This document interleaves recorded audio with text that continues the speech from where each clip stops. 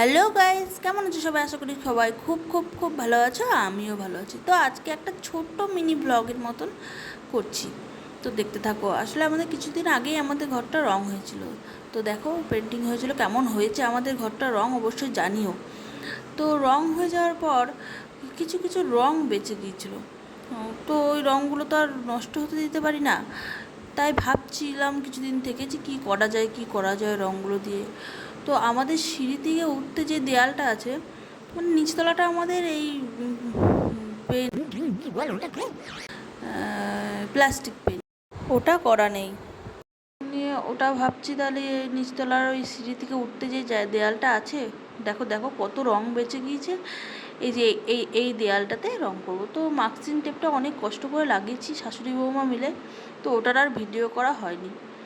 তো দেখো এই দেয়ালটাই ভাবছি পেন্টিং করব। তো এরকমভাবে যেহেতু অলমানটা ওই ঘষে নিয়ে আগেই প্রাইমার মেরে নিয়েছিলাম, এই সমস্ত শিক্ষাগুলো কিন্তু ওই মিস্ত্রিদের কাছ থেকেই শেখা, কারণ উপরতলা যখন রং করেছিল তখন ওদের কাছ থেকেই সব টুকটাক টুকটাক তথ্য নিয়েছিলাম। অল্প অল্প রং আছে, সেহেতু একটা পুরো দেয়াল হবে না, তাই ভাবছি অল্প অল্প রং দিয়ে একটু ডিজাইন মতন করবো, তাদের দেখতেও ভালো লাগবে আর কেউ যদি বুঝতেও না পারে। তো দেখো রং করছি, আমার ক্যামেরা ধরার কেউ ছিল না, তাই নিজে নিজেই ক্যামেরা ধরছে, নিজে নিজেই রং করছি। তারপর গিয়ে আমার মেয়ে এলো, নিয়ে বললো মা দাও আমি একটু তোমাকে ভিডিও করে দিচ্ছি। তো ও একটু ভিডিও করে দিচ্ছে, নিয়ে আমি এখানে রং করছি। তো দেখো এরকমভাবে হয়ে গেল আমার ওদিকের একটা। দেখো আমার তিনটে দিকই হয়ে গিয়েছে, পুরো দেওয়ালটাই হয়ে গিয়েছে, কিন্তু এখানেই শেষ নয়, এখনও কমপ্লিট হয়নি। এটা হচ্ছে ফাইনাল লুক।